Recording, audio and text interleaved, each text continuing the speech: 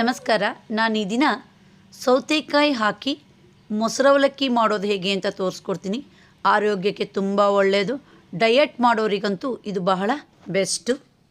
ಅವಲಕ್ಕಿ ಜೊತೆ ತರಕಾರಿನೂ ತಿಂದ ಹಾಗಾಗುತ್ತೆ.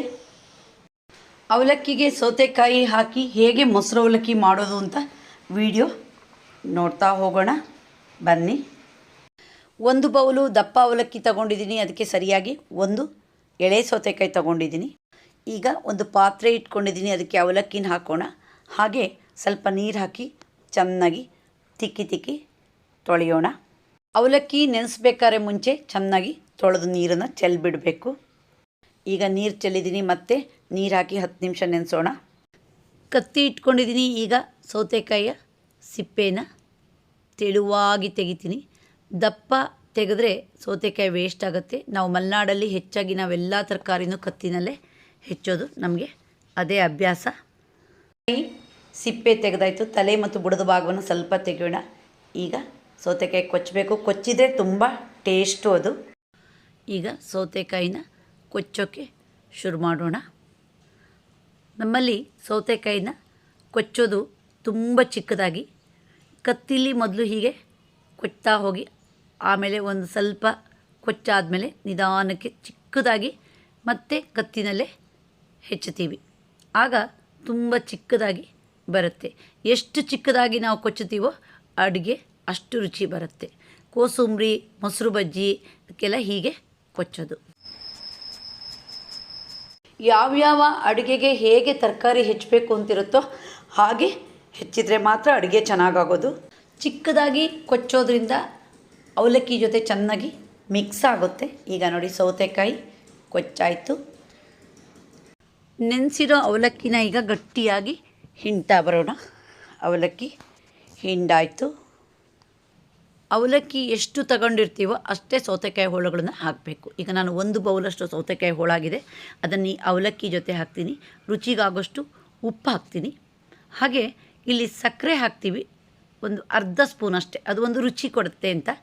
ಸೌತೆಕಾಯಿಗೆ ಇನ್ನೊಂದು ಟಿಪ್ಸ್ ಅಂದರೆ ಮೇಲೆ ಒಂದು ಅರ್ಧ ಸ್ಪೂನಷ್ಟು ತುಪ್ಪ ಹಾಕಬೇಕು. ಆವಾಗ ಸೌತೆಕಾಯಿ ಫುಲ್ಲು ಗರಂ ಬರುತ್ತೆ, ಮೆತ್ತಗಾಗೋದೇ ಇಲ್ಲ. ಈಗ ನೋಡಿ ಒಂದ್ಸರಿ ಹಾಗೆ ಮಿಕ್ಸ್ ಮಾಡ್ತೀನಿ.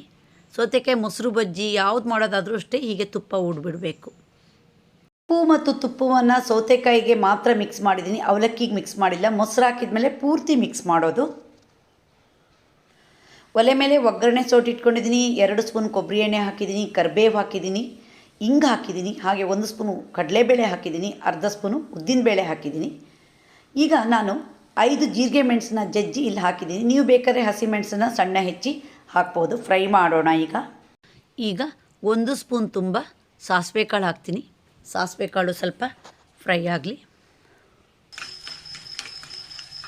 ಈ ಅವಲಕ್ಕಿಗೆ ತುಂಬ ಪರಿಮಳ ಕೊಡೋದು ಅಂದರೆ ಮಜ್ಜಿಗೆ ಮೆಣಸು. ನಾನು 2 ಮಜ್ಜಿಗೆ ಮೆಣಸನ್ನ ಸಣ್ಣ ಪೀಸ್ ಮಾಡಿ ಈಗ ಎಣ್ಣೆಗೆ ಹಾಕ್ತೀನಿ. ಸ್ವಲ್ಪ ಚೆನ್ನಾಗಿ ಫ್ರೈ ಆಗಬೇಕು ಈ ಮಜ್ಜಿಗೆ ಮೆಣಸು. ಒಗ್ಗರಣೆ ಫ್ರೈ ಆಯಿತು. ಈಗ ಗ್ಯಾಸ್ ಆಫ್ ಮಾಡೋಣ. ಸೌತೆಕಾಯಿ ಮತ್ತು ಅವಲಕ್ಕಿ ಜೊತೆಗೆ ಒಗ್ಗರಣೆನ ಹಾಕೋಣ.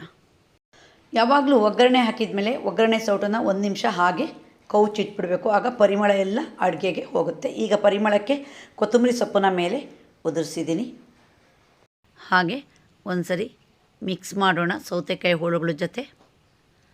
ಒಗ್ಗರಣೆ ಹಾಕಿದ ಮೇಲೆ ಮಜ್ಜಿಗೆ ಮೆಣಸಿನ ಚೂರುಗಳನ್ನು ಸ್ವಲ್ಪ ಕೈಯಲ್ಲಿ ಹೀಗೆ ಪುಡಿ ಮಾಡಬೇಕು. ಆವಾಗ ಚೆನ್ನಾಗಿ ಅವಲಕ್ಕಿ ಜೊತೆ ಮಿಕ್ಸ್ ಆಗುತ್ತೆ ಮತ್ತು ಪರಿಮಳ ಬರುತ್ತೆ. ಇಲ್ಲಿ ನಾನು 1 ಬೌಲು ಅವಲಕ್ಕಿಗೆ 1 ಬೌಲು ಸೌತೆಕಾಯಿ ಹಾಗೆ 1 ಬೌಲು ಗಟ್ಟಿಯಾದ ಸಿಹಿ ಮೊಸರನ್ನ ತಗೊಂಡಿದ್ದೀನಿ. ಈಗ ಹಾಕ್ತೀನಿ. ಈಗ ಒಂದ್ಸರಿ ಮೊಸರನ್ನ ಅವಲಕ್ಕಿ ಮತ್ತು ಸೌತೆಕಾಯಿ ಜೊತೆ ಚೆನ್ನಾಗಿ ಮಿಕ್ಸ್ ಮಾಡೋಣ. ಇಲ್ಲಿ ನಾನು ಸೌತೆಕಾಯಿಗೆ ತುಪ್ಪ ಹಾಕಿ ಊಡಿರೋದ್ರಿಂದ ಅವಲಕ್ಕಿ ತಿನ್ನಬೇಕಾದ್ರೆ ಸೌತೆಕಾಯಿ ಹೋಳುಗಳು ಸ್ವಲ್ಪನೂ ಮೆತ್ತಗಾಗದೆ ಕುರುಮ್ ಅಂತ ಒಳ್ಳೆ ರುಚಿ ಕೊಡುತ್ತೆ. ಬರೀ ಅವಲಕ್ಕಿಗೆ ಒಗ್ಗರಣೆ ಹಾಕ್ಕೊಂಡು ತಿನ್ನೋಕ್ಕಿಂತ ಈ ಥರ ಸೌತೆಕಾಯಿ ಮೊಸರು ಮಿಕ್ಸ್ ಮಾಡಿದರೆ ತುಂಬ ಟೇಸ್ಟ್ ಇರುತ್ತೆ. ಸ್ವಲ್ಪನೂ ಬಾಯಾರಿಕೆ ಆಗೋಲ್ಲ, ಗಂಟಲು ಸುಡಲ್ಲ. ನೀವು ಒಮ್ಮೆ ಟ್ರೈ ಮಾಡಿ ಇದರ ರುಚಿಯನ್ನು ಸವಿಯಿರಿ. ನಿಮಗೆ ಈ ವಿಡಿಯೋ ಇಷ್ಟ ಆದರೆ ಲೈಕ್ ಮಾಡಿ, ಶೇರ್ ಮಾಡಿ, ಸಬ್ಸ್ಕ್ರೈಬ್ ಮಾಡಿ. ಧನ್ಯವಾದಗಳು.